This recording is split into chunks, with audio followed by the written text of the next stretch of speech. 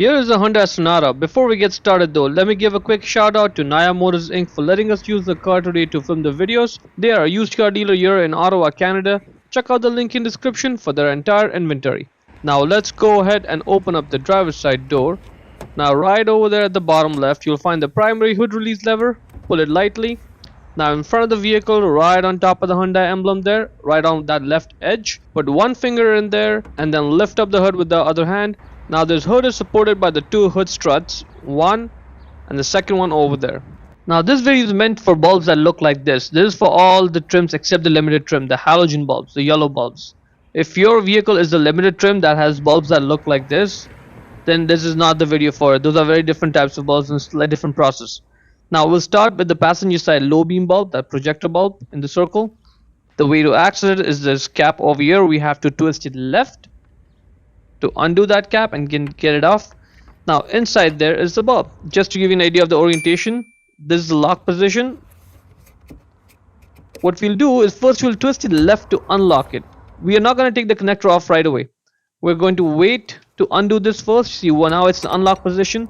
Let's just get the entire bulb and electrical connector out first, because we don't have as much space to get our hands in there and get the connector out inside there. So once it's out, then we'll just press down there and then get the connector off. The bulb size is right there on it, 9005, sees it right there. Get the new 9005 bulb, click the connector on. Now when you're putting it back in, you have to make sure that it's positioned correctly. You see those three black tabs on the bulb? They have to be in place so that when you lock the bulb, the black tabs are behind the metal. All three of them have to be behind the metal there. I messed it up and I only realized this when I was editing this video, and then I later on went and fixed it. So just be careful when you're doing this yourself. Once you lock the bulb, just take a picture of it with your cell phone to confirm. Once you're done, put the cap back on, get it in position like this, and then just twist it right. That's good. Now moving on to the high beam bulb. That's the cap for it, right in front of the windshield washer reservoir there.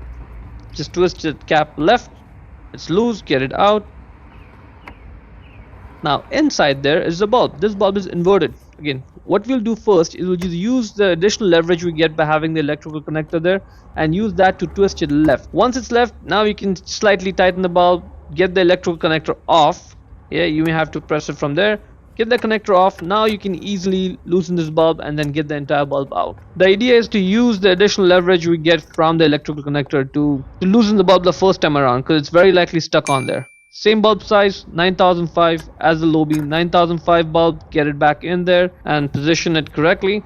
Now you know how to do it. Make sure all those three black tabs on the bulb, they go behind the metal once the bulb is locked in place like this. This is good. Once it's locked, get the electrical connector on, and you may have to fumble around with it because the wire is kind of thick. It's not really easy to maneuver, but just be patient with it. Get it back on, click it, put the cap back on like this. You may have to do some twisting and turning before the cap falls in place, and then twist it right to lock. The driver's side is the exact same process as the passenger side. It's just as accessible, but I'm going to do it just to show you that it is in fact just as easy. Low beam, get the cap off. Same thing, we will just loosen this bulb in place first, then slightly tighten it. And this time around, if you want, you can get the electrical connector off while it's still in there, because there's more space for your hand to get in there on the driver's side. So just get the connector off inside, or if you want, you can get it outside like we did for the passenger side. Just get the connector off, then loosen the bulb, and then get it out completely. There you go. The bulb size is right there on it, 9005, the same as the passenger side. Get the bulb back in, and you'll have to use your fingers to twist the bulb. And as you can see, there's not a whole lot of space to look inside while you're tightening it, so you have to feel for it. Don't forget about those three black tabs. And like I said, once you tighten it, just to confirm, get your cell phone, take a picture of it before you start putting this connector back on and the cap back on. So once everything is in place, put the connector on, click it, get the cap back on, and see, you have to do some twisting and turning before it sort of just drops in place like that. Then you twist it right to lock it. Moving on finally to the driver's side high beam bulb. That's the cap for it. Twist it left and out it comes.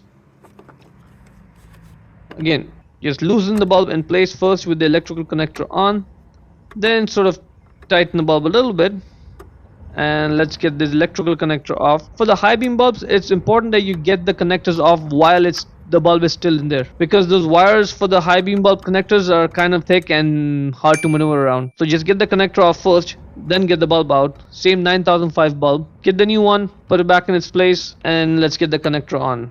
And the bulb doesn't have to be fully tightened. while you're getting the connector on. It just has to be in place.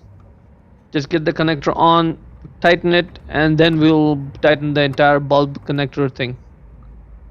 Yeah, that's on. Now let's just twist it right to lock it in place, and that is good. Let's put this cap back on.